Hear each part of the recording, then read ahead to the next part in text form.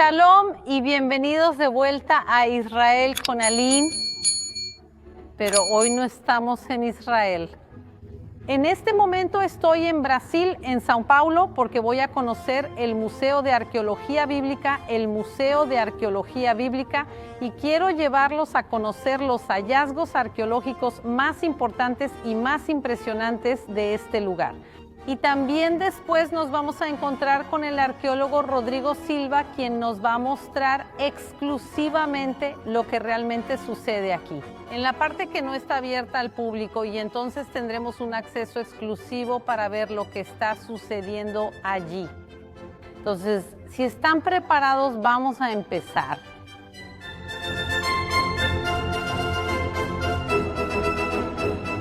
No todos los días podemos literalmente abrir un museo. Yo literalmente estoy abriendo un museo en este momento, chicos, porque hoy está cerrado al público. Están haciendo trabajos aquí en este momento, así que a partir de mañana ya va a estar reabierto. Pero vamos a aprovechar el acceso exclusivo que vamos a tener el día de hoy. Este museo habla de la arqueología bíblica, y la arqueología bíblica ocurre en Israel, pero no solo en Israel, también en los países vecinos, en lo que hoy en día es Irak, en lo que hoy en día es Irán, Jordania, Egipto, Turquía, Grecia, toda esa región donde ocurren las historias bíblicas. Y también me parece muy padre que aquí, justo en la entrada, nos estén recibiendo estos dos lamazus. Son réplicas, para que sepan, hay un 20% de réplicas aquí dentro del museo. Pero eso quiere decir que el 80% de todo lo que vamos a ver son originales, traídos de las tierras bíblicas. Como dijimos, de toda esa región del Medio Oriente, y estos lamazus, los verdaderos fueron encontrados originalmente en la ciudad de Nínive, que hoy en día es Irak. Ahora vamos a iniciar este viaje por el Medio Oriente y la historia bíblica. Acompáñenme.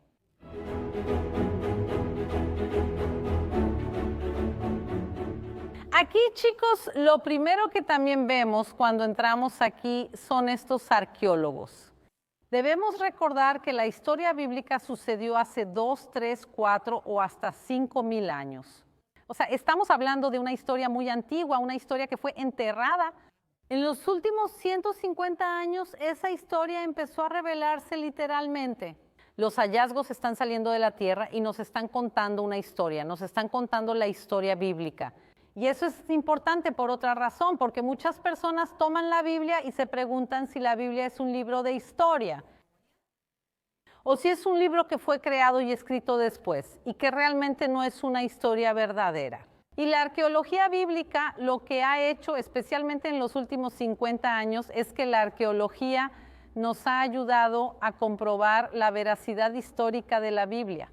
Hemos encontrado hallazgos arqueológicos conectados al rey David, a Salomón, a tantos personajes bíblicos, a historias, a periodos, y así la arqueología nos ayuda a comprobar la veracidad de la Biblia y también a entenderla un poco mejor.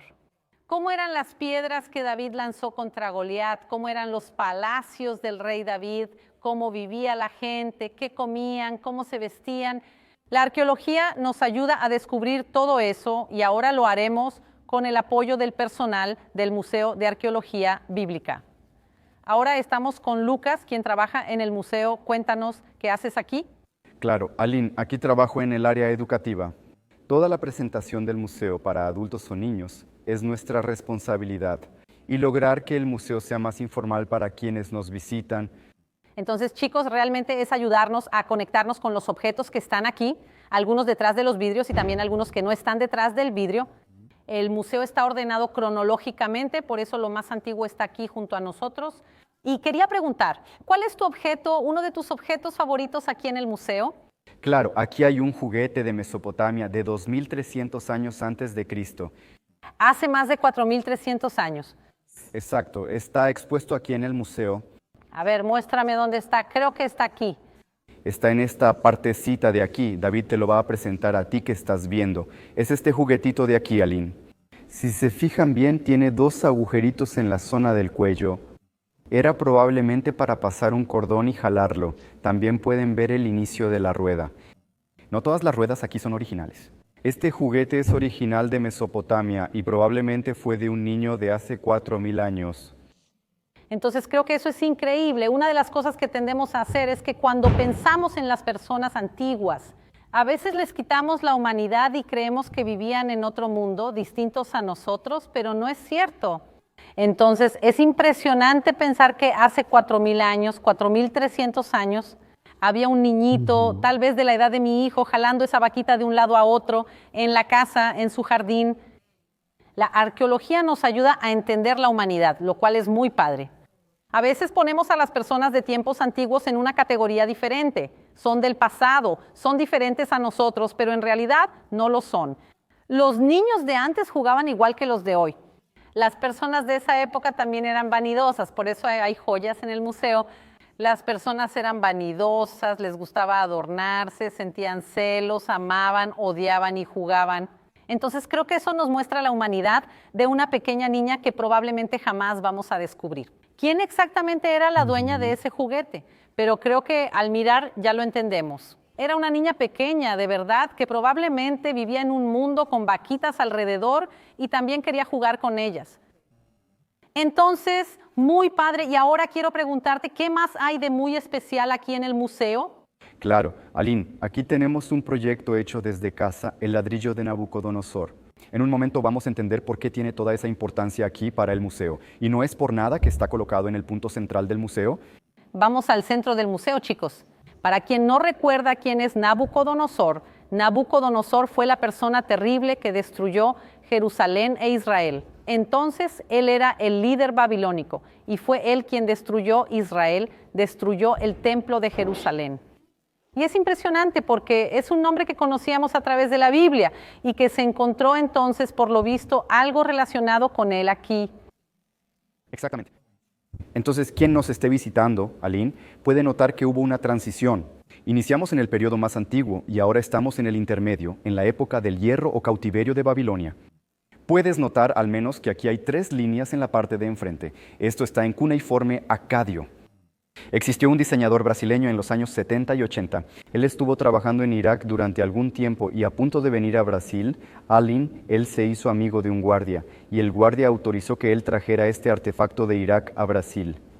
Al llegar, él se desanimó y pensó en tirarlo.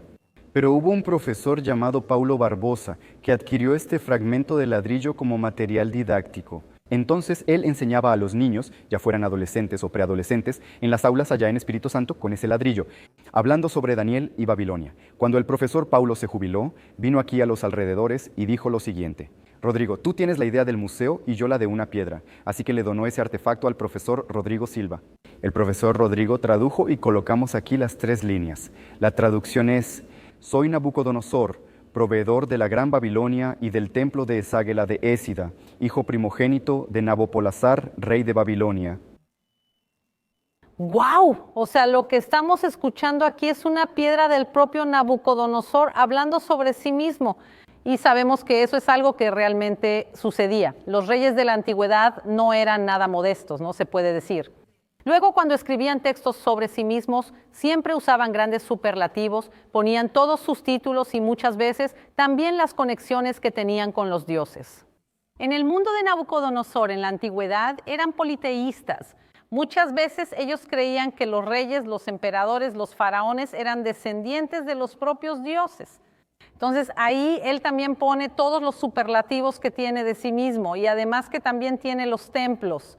Y esos templos también los conocemos a través de la historia bíblica de Daniel, que fue exiliado. ¿Puedes contar un poquito más sobre la conexión? Sí, luego junto con la Universidad de São Paulo se hicieron estudios para datar el objeto. También en el Museo Británico se descubrió posteriormente una tablilla que contaba sobre un incendio en Babilonia. En resumen, Alina, es muy probable que Daniel haya visto esa inscripción tras ser cautivo en Babilonia. Si esa piedra perteneció a un templo antiguo en Babilonia, aquí se mencionan 2, Exágila, el principal de Babilonia, y Ésida, ubicado en Borsipa. Esa piedra guardó lo del Dios de Daniel, según Daniel capítulo 1.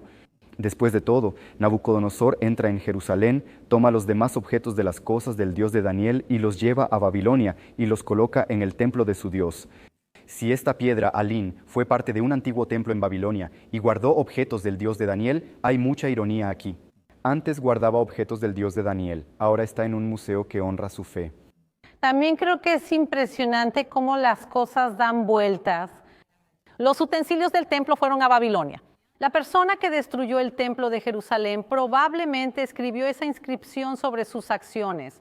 Por alguna razón esa piedra llega a manos de un brasileño.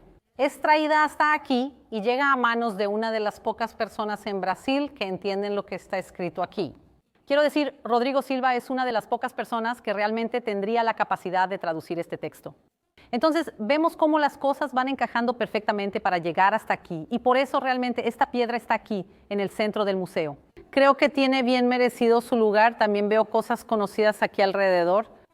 Entonces, quiero mostrarles una piedra que reconozco, cuyo original está... Esta es la original. Lo que vimos antes también es original, pero la de al lado es una réplica. La original está en mi ciudad, Jerusalén. Entonces, aquí, chicos, miren esta piedra de aquí. Esta de aquí es la inscripción de Tel Dan. Tel Dan es una ciudad en el extremo norte de Israel, en la frontera con Líbano. Y justamente esta inscripción fue hecha por el rey Hazael de Damasco, Aram Damasco, y él escribe que luchó y venció a Israel y que mató a descendientes de la casa de David. Entonces aquí está escrito en esta línea aquí, si contamos 1, 2, 3, 4, 5, en la quinta línea de abajo hacia arriba, es una palabra que está un poquito más clara que las otras. Está escrito ahí en hebreo antiguo, Beit David. Beit David significa casa de David, pero chicos, no es casa en el sentido de la casita en la que él vivía, ¿sí? Casa es su descendencia. Entonces, aquí habla de la descendencia del rey David. Y esta piedra fue fundamental para aquellas personas que dudaban de la existencia del rey David. Hasta los años 70, la mayoría de los arqueólogos dudaba de la existencia histórica del rey David. Y cuando hallaron esta piedra en Dan, dijeron, no se preocupen, hay gente trabajando. Entramos hoy al museo, aunque estaba cerrado, no se preocupen. Pero esta piedra aquí, la réplica, realmente nos muestra que el rey David existió. Y cuando hablo del rey David, también mucha gente recuerda la batalla de David contra Goliat. Cuando David, mucho antes de ser rey, cuando era joven, se enfrenta al gigante Goliat. Con pocas cosas, sobre todo fe en Dios. Pero otra cosa que él tenía en su mano también eran unas pequeñas piedras que usaba en la onda para lanzar. Entonces no es una resortera. A veces en los dibujos la gente la muestra como una, pero él no tenía una resortera, no tenía la goma de una resortera. Él usaba una onda. Y aquí podemos ver el cuero. Es moderno, fue hecho para que podamos ver cómo se veía. Pero las piedras son originales de Israel, de Khirbet Qeiyafa. Khirbet Qeiyafa es una ciudad relativamente cercana a Jerusalén. Y también es una ciudad donde el rey David construyó muchas cosas. Entonces, son piedras de onda. Entonces, la próxima vez que lean la Biblia y escuchen la historia de David lanzando piedras contra Goliat, imaginen que las piedras eran más o menos así, piedras redondas. Y aquí también estamos viendo la onda entonces de cuero que él hacía así y la lanzó a la cabeza de Goliat. Y el resto de la historia ya saben cómo termina. David vence a Goliat y hay muchas más cosas aquí dentro del museo. Entonces vamos a seguir caminando aquí porque realmente estoy encantada con todo lo que estoy viendo, pero ahora quiero irme al lado de Egipto. Vamos. Aquí, por cierto, acabo de ver esta imagen de Moisés abriendo el Mar Rojo, llevando al pueblo de la esclavitud a la libertad. Ellos salen de aquí hacia la libertad y el desierto, luego entran en la tierra de Israel. Hay que recordar que el pueblo fue esclavo en Egipto por unos 400 años. Y por eso muchas cosas quedaron marcadas dentro del pueblo de Israel como marcas egipcias, y también Israel dejó su huella dentro de Egipto. Y una marca que realmente está aquí, vengan aquí conmigo. Esta de aquí es la estela de Merneptah. Miren el tamaño que tiene. Quiero decir, cuando pensamos en el mundo antiguo, muchas de las construcciones eran realmente muy, muy grandes, colosales. Entonces, esta de aquí es una gran inscripción hecha por uno de los faraones, por Merneptah, y él escribe sobre las cosas que había hecho, recordando que se elogia mucho a sí mismo. Pero lo importante de esta piedra está aquí abajo, ya se los voy a mostrar. Está guardada en Egipto hasta el día de hoy y fue escrita en 1206 a.C. Entonces tiene ahí alrededor de más de 3200 años. ¿Y por qué es tan importante? Porque el faraón que escribió está aquí, él escribe sobre una batalla que tuvo contra un pueblo vecino. Y miren aquí abajo, podemos leer en jeroglíficos. Aquí está escrito Israel, es decir, él habla de la batalla que tuvo contra el pueblo de Israel. Esta es la inscripción más antigua del mundo que menciona este nombre, Israel. Y creo que hoy más que nunca es importante que veamos la arqueología para ver esto aquí. Hace más de 3.200 años, un faraón egipcio habla de la existencia de Israel como una nación vecina a Egipto. Está bien que ellos tenían guerras en esa época y el contexto no es el más bonito de todos, pero mucha gente hoy en día dice que Israel no debería existir, que Israel tiene que ser borrado del mapa. Mucha gente dice que esa tierra no es la tierra de Israel.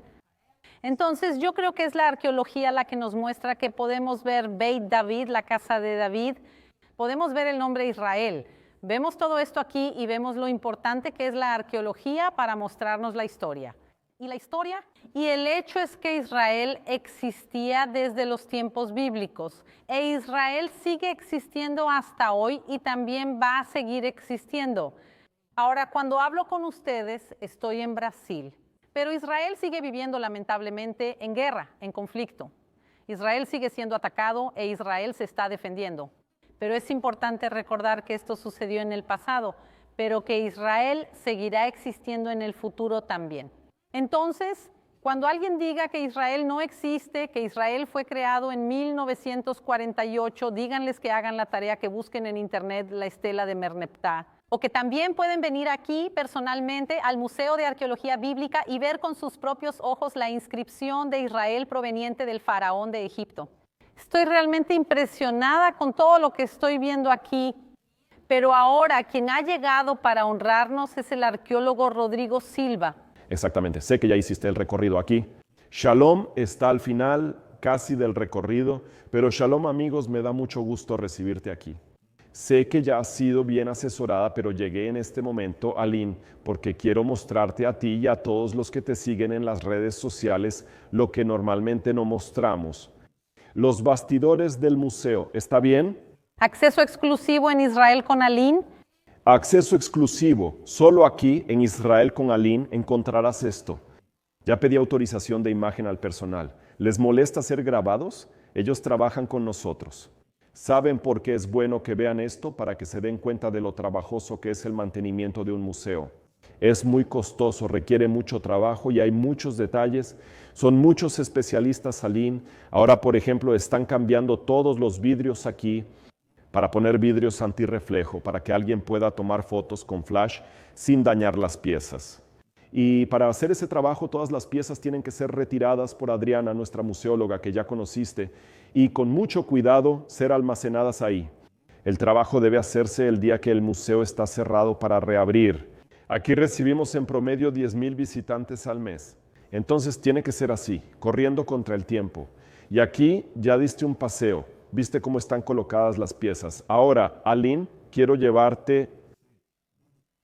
¿Cómo se dice en Israel? Hay un video tuyo en el lugar santísimo de Jerusalén. ¿Dónde es que se trabajan las piezas? ¿Dónde se almacenan cuando vienen de Israel, por ejemplo? Algunas piezas deben pasar cuarentena, pocos lo saben. Cuarentena, como quienes se quedan ahí. Exactamente. Porque a veces una pieza de metal puede venir con una especie de hongo, con alguna otra cosa que puede contaminar. No sabemos cómo fue manipulada, en qué condiciones estuvo almacenada, el cambio de temperatura. Porque Israel es seco. Cuando traigo una pieza de allá, y recordando, amigos, las piezas de Israel están documentadas y aprobadas por el Departamento de Antigüedades de Israel. Aline lo sabe, es un trabajo serio. Por eso, el Departamento de Antigüedades conoce el museo. Las piezas tienen un número de serie que permite saber quién las compró, dónde están en Brasil y si son originales. Entonces, todo eso está muy bien documentado, pero al venir aquí, el documento le da legalidad. Opa, en vivo es así. Entonces puse un mensaje, esos papeles le dan la legitimidad documental a la pieza. Pero ¿y cómo le hago con respecto al clima? Brasil es tropical, Israel es seco, la pieza lo resiente. Principalmente piezas de metal que debemos traer y acondicionar Contamos con una profesional en el área y mostraré esto por primera vez en televisión. Entonces, chicos, cuando vemos un museo, por ejemplo, aquí parece que está detenido en el tiempo. Muy bonito, solo hay que limpiar un poco el vidrio y todo está resuelto. Creo que el 90% de las cosas pasa detrás de cámaras. Literal y figurativamente suceden en las salas traseras del museo, que justamente tú nos vas a dar el privilegio de poder entrar ahí exclusivamente. Y eso es muy, muy importante. La arqueología es relativamente nueva. Hace 300 o 400 años no existía como hoy. Muchas cosas halladas hace 100 o 150 años fueron destruidas. Mucho se pierde por arqueólogos aficionados y cazadores de antigüedades, aunque sea sin querer. La acción del tiempo y que muchas cosas ya fueron destruidas en la antigüedad, porque buena parte de lo que tenemos aquí vino de un sitio arqueológico que fue escenario de una batalla, de una guerra. Cuando un ejército llegaba y prendía fuego, como en este caso, hallamos semillas carbonizadas quemadas en batalla. Exactamente. Por ejemplo, hay muchos pergaminos que fueron encontrados. Los pergaminos del Mar Muerto son un gran ejemplo. También se encontraron pergaminos apócrifos. Justamente tú hablaste en tu canal sobre los pergaminos apócrifos desde la infancia de Jesús hasta no hace mucho tiempo. Esos pergaminos milenarios fueron encontrados. Fueron sacados de su lugar en Egipto. ¿Y qué pasa en ese caso? Eran de Egipto, no de Israel, pero los pergaminos se llevaron a Estados Unidos, donde el clima húmedo, los pergaminos, imagínense, pergaminos de 1500, 1800 años esperando en la tierra para ser encontrados. Después de 1800 años fueron sacados, llevados a Estados Unidos sin ningún cuidado y simplemente se deshicieron y se perdieron después de 1800 años. Ese cuidado es esencial para preservar todo, no solo para nosotros, sino también para las futuras generaciones. Pero vamos, que ya estoy ansiosa por conocer. Y otra cosa, la arqueología también es producción de contenido, es investigación.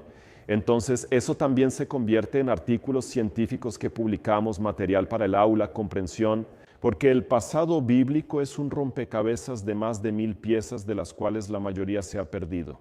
Solo tenemos fragmentos que nos ayudan a contar la historia. Vamos, les muestro. Aline, entonces aquí ya estamos entrando en los bastidores del Museo de Arqueología Bíblica. Este es Lucas, uno de nuestros investigadores. Shalom. ¿Todo bien, Lucas? Está estudiando su Biblia allá. Contamos con un equipo de alumnos que investigan constantemente y fomentamos la investigación académica. Adri, ¿podemos entrar un poquito aquí? Muchas gracias. Sé que ya cuidaste de Aline aquí en el museo, ya le mostraste varias cosas, pero yo también quería mostrar. Hablé sobre tu labor como museóloga y la importancia de que las piezas lleguen, ya que a veces deben pasar cuarentena por riesgo de hongos u otros contaminantes. Empecemos con esto de aquí. Esto de aquí no es original. Mira esto, puedes ver aquí. Esto es una réplica, ¿cierto? ¿En qué contexto trabajamos con ellas? Es una réplica de una tablilla con inscripción cuneiforme. Las réplicas en este caso se están utilizando para que los niños puedan tener acceso a esta información en el sentido lúdico de tomar los objetos en la mano y poder entender el porqué de esas pequeñas imágenes, de esas inscripciones. Entonces es importante para que ellos los manipulen. Y entonces recurrimos a las réplicas para esa experiencia. Mira, qué interesante. Porque muchas veces la regla del museo es no tocar, pero dependiendo de la situación, la regla es lo contrario. Toca, manipula. Incluso también personas que tienen necesidad de accesibilidad. Una persona ciega, por ejemplo, una réplica de esta también ayuda, porque una persona ciega puede palpar la pieza y tener una idea de cómo sería la original. Exactamente. Incluso algunas estatuillas están siendo trabajadas en réplicas, justamente para ese objetivo, para que podamos recibir a ese público que necesita este proyecto táctil, ¿verdad? Para poder lograr esa comprensión que los ojos no van a permitir. Pero el tacto sí lo hará. Exacto. En Haifa, Israel, también hay un museo. Ellos empezaron con un proyecto táctil. Entonces ahí tienen la pieza original detrás del vidrio para evitar que la toquen, pero afuera hay una réplica para que sí puedan hacerlo. También creo que a veces la naturaleza humana también queremos tocar, queremos sentir. Entonces es una manera para que todos, literalmente todos, puedan acercarse a la arqueología, pero no acercarse demasiado. Rodrigo sabe lo que pasó.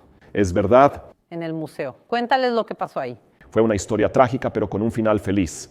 El niñito se acercó a un jarrón del período del bronce.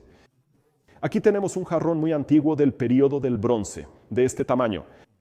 Él quiso saber qué había dentro del jarrón y este se rompió al caerse. Fue una conmoción porque el nuestro aquí está dentro de una vitrina, pero el de ellos allá estaba en el pasillo porque tienen muchos y fue todo un alboroto. El papá corrió pidiendo perdón y preguntando si podía pagar, pero ¿cómo comprar otro jarrón?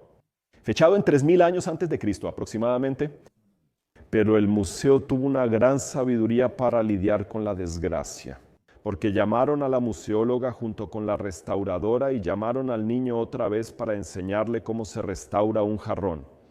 Como él lo rompió en pedazos grandes, no era difícil hacer la restauración. Lo que inició como una tragedia que pudo ser traumático para el niño porque se asustó. El niño era apasionado por la arqueología. Ahora de repente nació un nuevo arqueólogo o un restaurador porque llevaron un laboratorio como ese y le enseñaron. Allí ella le tomó la mano y le mostró las herramientas. Así hacemos la restauración. Tomaron otra vasija falsa y la rompieron ellos mismos. Ahora vamos a pegar las piezas juntos. Y fue una experiencia muy interesante, pero el corazón se sintió apretado con la vasija rota. Yo también quiero decir algo, que esto es una cuestión bíblica. Cuando Josué cruza el río Jordán, está escrito que Dios le ordena sacar 12 piedras de dentro del río y levantar un monumento, un altar de piedra del otro lado. ¿Y para qué sería ese monumento de piedra? Para enseñar a los niños, para que en el futuro, cuando los niños vinieran y preguntaran, ¿qué es esta piedra aquí? ¿Qué es este montón de piedras aquí? Para que los padres y la comunidad pudieran enseñarles, estas piedras fueron sacadas del río cuando cruzamos, para enseñar la historia. Entonces, la misma Biblia nos dice cuán importante es enseñar historia. Aquí la llamamos arqueología bíblica, antes la llamaban historia, simplemente. Pero qué importante es enseñar la historia a las próximas generaciones. Por eso no queremos crear un trauma en la niña, solo llamarla y traerla de vuelta. Quizá él sea arqueólogo, pero nosotras estamos cumpliendo ese mandamiento de alguna forma, esa idea bíblica de enseñar a las próximas generaciones a través de las piedras la historia que ocurrió en la tierra de Israel. Y enseñar de manera lúdica, una expresión que siempre aparece en la Biblia. Y Aline mencionó aquí esa expresión. Porque cuando tus hijos pregunten, ¿qué es esto?, tú les dirás. En Pascua, en la obra, cantan una canción donde el niño pregunta, ¿qué es esta noche, papá? ¿Por qué esta noche es diferente? ¿Por qué la noche es diferente? El padre y otros cuentan la historia y nosotros intentamos hacer lo mismo aquí. Así surgen esas réplicas. Por cierto, estoy viendo un jarrón original, ¿verdad? Es un jarrón del periodo romano. Voy a dar la vuelta por aquí. Quiero decir, aquí es acceso exclusivo, chicos. Todavía no está en el museo. Va a ir a la exposición en el futuro. Exacto, irá a la exposición próximamente. La están preparando. Veo más aquí. Hay un jarrón romano. Allí arriba también hay un jarrón de alabastro pequeñito en la esquina. ¿Recuerdas a la mujer que llevó el perfume a Jesús en un jarrón de alabastro? Y aquí está escrito esperando secar. No sé si se puede leer. Mira, está aquí, mira. No mover, Adri puso así, no mover, porque ves, ¿sabes lo que está debajo de ese esperando secar? Esto aquí es una tapa. ¿Puedo quitarla? Sí, puedes. Entonces Adri la va a quitar. Mira, ella normalmente no hace esto porque lleva todo un trabajo, pero ves, mira, esperando secar, porque ya se usó algún producto en él, ¿verdad? Sí, ayer tuvimos una intervención para hacer una limpieza local. Entonces hicieron una intervención para hacer una limpieza local. Para hacer una limpieza local donde había una información escrita con pluma y la información estaba equivocada. Entonces, para limpiar, para quitar y todo eso. Y entonces fue necesario hacer esa intervención. Mira, ¿ves? Aquí también dice reserva técnica. Hay varias piezas ahí que aún no están en la exposición. Olla romana, jarras de barro, ánfora romana, monedas. Hay muchas cosas. Entonces, Aline, eres la primera que traemos aquí y hacemos un video aquí, ¿verdad, Adriana? Es la primera. Entonces, este lugar aquí es el rinconcito de Adri, que ella con mucho cariño prepara todo el acervo para que ustedes puedan visitarlo después allá en la exposición permanente. Miren, chicos, aquí el asunto es profesional. Muchas gracias por estar abriendo. Gracias también, Rodrigo, por darnos esta oportunidad. Aquí entonces es nuestra reserva técnica. Align es el lugar donde guardamos todos los objetos que no están en exhibición. Ellos pasan por procesos de higienización, tratamiento, acondicionamiento, vienen a la reserva técnica y aquí trabajamos en el monitoreo de estos objetos. La reserva técnica es un espacio con humedad y temperatura controladas. Aquí tenemos algunos objetos que sacamos de los armarios, nuestros deslizantes, porque estos objetos ahora van a formar parte de nuestra exposición de larga duración, ya que estamos a punto de tener nuestro congreso. Entonces, nuevos objetos y objetos que ya pasaron por este proceso de investigación, ahora también van a formar parte de la exposición y estamos preparando estos objetos para eso. ¿Puedo decir algo personal? Al entrar aquí el ambiente se siente diferente. No sé si es por el aire acondicionado, la humedad, pero al entrar aquí sientes que es un lugar distinto. Estar rodeados de tanta arqueología es aún más intenso que en el museo. Incluso yo estoy aquí cuidándome, evitando moverme o tocar algo, porque estamos hablando literalmente de objetos milenarios, pero realmente es un trabajo gigantesco. Entonces, chicos, para ustedes que vengan al Museo de Arqueología Bíblica en el futuro, lo que ahora se está preparando aquí estará expuesto en las próximas, probablemente semanas, meses, ya estará realmente en los próximos días. En los próximos días, a partir del 30 de octubre, ya tendremos lo que hemos llamado aquí Museo de Arqueología Bíblica 2.0. ¡Wow! Hemos preparado toda una actualización de la expografía y esos objetos estarán ahí disponibles para que podamos aprender de cada uno de ellos también. Y aquí veo que todavía hay más. Quiero decir, en cada lugar que vemos aquí hay objetos antiguos y de todo. Pueden ver, chicos, algo muy importante. Todo está extremadamente catalogado. Entonces, es importante en la arqueología, no es solo encontrar los objetos, no es solo sacarlos de la tierra, sino toda la investigación que hay detrás. Entonces, tenemos que encontrarlos, entender lo que encontramos, catalogar y publicar. La parte de la publicación arqueológica es sumamente importante porque no puedes guardar ese conocimiento solo para ti.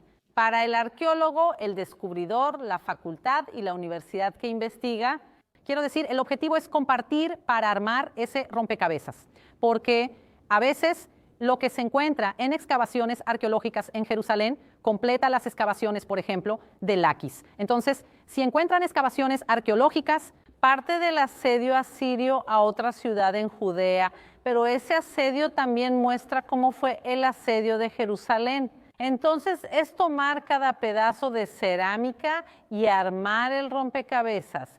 Aquí hay muchas piezas para hacerlo. Chicos, vean cómo funciona. Es así. Estos gabinetes deslizantes son muy comunes en varios museos y departamentos de arqueología del mundo, justamente porque hay tantas cosas para poder aprovechar bien el espacio. Y aquí lo abrí y estoy viendo diferentes inscripciones. También estamos viendo clavos, me imagino que son del periodo romano, ¿verdad? Sí, del periodo romano. Son clavos del periodo romano y realmente hay una colección aquí gigantesca y maravillosa. Chicos, estoy muy impresionada con todo lo que vi en el museo. Solo puedo agradecerte a ti y a Adri por abrirnos las puertas aquí, también detrás de cámaras. Gracias, Rodrigo. También les recomiendo a todos los que no siguen, sigan el canal Rodrigo Silva Arqueología y también vengan a conocer el Museo de Arqueología Bíblica personalmente. Invita a las personas a venir y conocer. Miren, pueden entrar a nuestro perfil en Instagram, museodearqueologiabíblica.unasp, y ahí van a encontrar, puedes agendar una visita solo, con tu familia, con tu novia, con la que quieres que sea tu novia, con tu iglesia, con tu comunidad.